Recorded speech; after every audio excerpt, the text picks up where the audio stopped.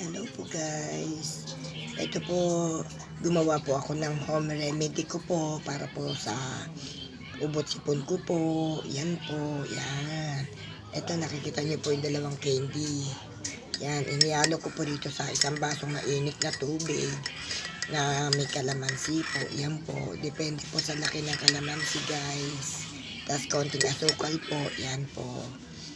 Yan na lang po ang inumin ko po.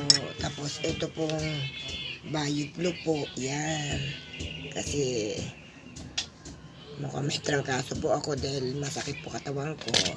Bali dalawang candy po na menthol ang aking nilagay dyan. Kanina po nakainom na rin po ako niyan. Yan.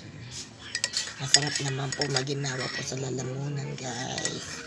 Guys, share ko lang po yung aking home remedy para po guminawa po yung pakiramdam ko sa ubot sipon.